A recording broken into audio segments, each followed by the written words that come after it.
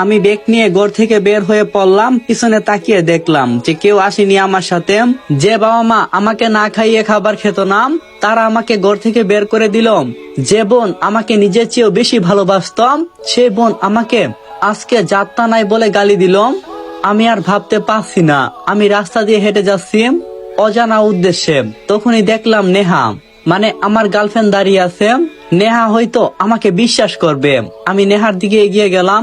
নেহা আমার দিকে কেমন করে তাকাচ্ছে, তাহলে কি নেহা সবকিছু জেনে গেছে? নেহার কাছে যেতেই নেহা বলতে শুরু করলাম, কেন করলি এমন? আমি বললাম, নেহা বিশ্বাস করো। আমি কথা শেষ করার আগে আমার গালে ঠাস করে একটা থাপ্পড় বসিয়ে দিলাম। আমি পুরো অবাক হয়ে গেলাম। শেষ পর্যন্ত নেহা আমাকে অবিশ্বাস করলাম। নেহা আমাকে থাপ্পড় দিয়ে দীর্ঘ একটা শ্বাস ফেলে বলতে লাগলো, কিরে তুই শেষ পর্যন্ত ওই মেয়ের সাথে ছি? তোর যদি এতই চাহিদা থাকতো তুই আমায় বলতি, আমি বিয়ের আগে না হয় তোকে সবকিছু দিয়ে দিতাম। বলেই নেহা কাঁদতে লাগলো। আমি আর কোনো কিছু না বলে সামনের দিকে পা বাড়ালাম, কারণ নেহাকে এখন সত্যিটা বললে সে অবিশ্বাস করবে। সময় আসলে তাকে সবকিছু খুলে বলবো। আর এখানে থেকে আর লাভ নেই, কারণ এখানের কেউ আমাকে বিশ্বাস করে না। নেহা আমার চরিত্র সম্পর্কে জানে।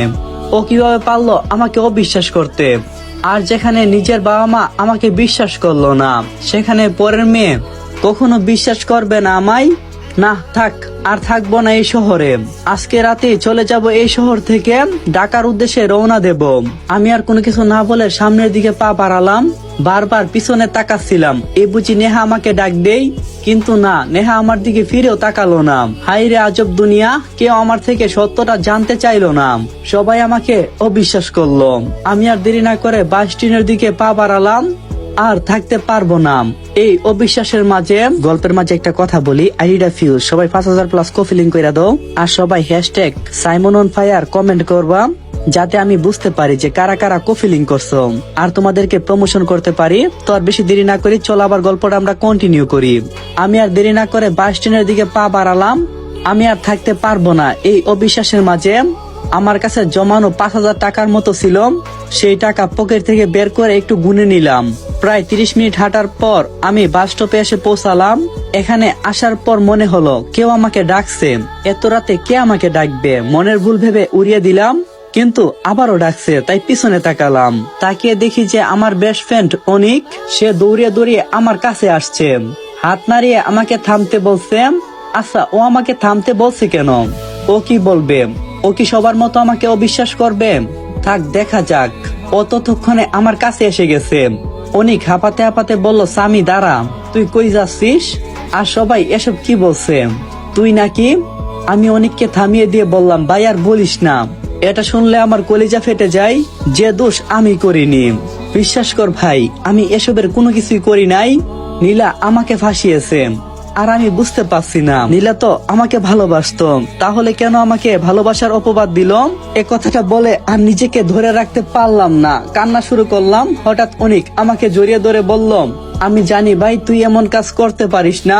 আমি তোকে ছোট্টবেলা থেকে চিনি। দুনিয়া উল্টে গেলে কেউ আমাকে বিশ্বাস করাতে পারবে না যে তুই এমন কাজ করছিস। অনিক আমার মাথায় হাত বুলিয়ে দিচ্ছে। এমন ভাইয়ের মতো বন্ধু কি আপনার জীবনে আছে? যদি থাকে তাহলে তাকে মেনশন মারেন। সামি বলল, আমার সাথে কেন এমনটা হইলো বলতে পারিস? অনিক বলল, জানি না রে ভাই, তুই চিন্তা করিস না, আল্লাহ সবকিছু ঠিক কইরা দিব। আচ্ছা, এখন কই যাইবি? কিছু ঠিক করছস? সামি বলল, ভাই, অবিশ্বাসের মাঝে আমার পক্ষে থাকা আর সম্ভব না। আমি ঠিক করছি, ঢাকা থেকে চলে যাব। যেখানে গেলে আমাকে কেউ আর খুঁজে পাবে না। চলে যাব আমি অনেক দূরে। তখন অনিক আমাকে ঠাস করে একটা থাপ্পড় মারল। আমি গালে হাত দিয়ে দাঁড়িয়ে রইলাম। আমি বললাম, কিরে আমাকে মারলি কেন? তখন অনিক বলল, তুই এখান থেকে চলে যাবি। এখান থেকে চলে গেলে তুই কোথায় থাকবি, কি খাবি? আমি বললাম, আমি একটা কাজ খুঁজে নেব। অনিক অনেকটা রাগী দৃষ্টিতে আমার দিকে তাকালো আর বলল, তুই কাজ করবি মানে? শুন, তোকে অনেক বড় হতে হবে। তুই আমার মাথায় হাত রেখে বল, তুই কখনো পড়ালেখা বন্ধ করবি না? উত্তরে সামি নিচ্ছুপ। অনিক বলল, কিরে উত্তর দে। সামি আবারও কোনো কিছু বলছে না। অনিক বলল, ওই শালা, তুই ঢাকায় কই থাকবি? এই চিন্তা করছস? দাঁড়া একটু। বলে অনিক পকেট থেকে একটা কাগজ বের করলো। এই নে, এটা আমার চাচার ঠিকানা। উনার ছেলে মেয়ে কেউ নেই, তুই ওইখানে গিয়ে উনার বাসায় উঠতে পারিস। আমি বললাম, কিন্তু উনি আমাকে উনার বাসায় কেন উঠতে দেবেন? আর উনি যদি জানেন তাহলে তো আমাকে বাসা থেকে বের করে দেবে। অনেক বলল, আরে শালাম তুই শুধু যা, বাকিটা আমি ম্যানেজ করে নেব। উনি আমায় নিজের ছেলের মতো ভালোবাসেন আর বিশ্বাসও করেন। আমি উনাকে সবকিছু বুঝিয়ে বলবো, তোর ওইখানে কোনো প্রবলেম হবে না। আর শুন, উনি তোকে ঢাকার কোন এক ভার্সিটিতে ভর্তি করিয়ে দেবে। আমি উত্তরে কি বলবো ভেবে পাচ্ছি না, ভাগ্যিস এমন একটা বন্ধু ছিল। আমি ওকে বললাম, অনেক ধন্যবাদ বন্ধু। অনেক বলল, এই শালা বন্ধুর মাঝে আবার কিসের ধন্যবাদ। আর শুন, এই বলে ওর মানিব্যাগটা বের করে আমার কাছে 3,000 টাকা দিয়ে বললাম, এইটা তোর কাছে রাখ, পরে কাজে লাগবে। আমি বললাম, ভাই আমার লাগবে না, আমার কাছে আছে। অনেক বলল, আরে ধর, পরে আবার ফেরত দিয়ে দিস। আমি ওকে জড়িয়ে ধরে বাচ্চাদের মতো কান্না শুরু করে দিলাম। অনেক আমাকে বর্ষা দিয়ে বললাম, আল্লাহ আবার সবকিছু ঠিক করে দেবে, তুই শুধু মন দিয়ে পড়াশোনা কর আর আল্লাহর প্রতি বিশ্বাস রাখ, 5 ওয়াক্ত সালাত আদায় কর, দেখবি আল্লাহ তোর মনে কামনা পূরণ করে দেবে। বাস ছেড়ে দিলাম। আমি ওকে বিদায় দিয়ে বাসের ভিতরে উঠে গেলাম। বাহিরে তাকিয়ে একবার দেখলাম কেউ আমাকে নিতে আসছে কিনা। না, কেউ আসেনি। শুধু আমার বন্ধু আমাকে হাত নেড়ে বিদায় জানাচ্ছে। আমিও হাত নেড়ে ওকে বিদায় জানালাম। আজ আমি রওনা হলাম নতুন জীবনের উদ্দেশ্যে। কাল থেকে শুরু হবে আমার নতুন জীবন।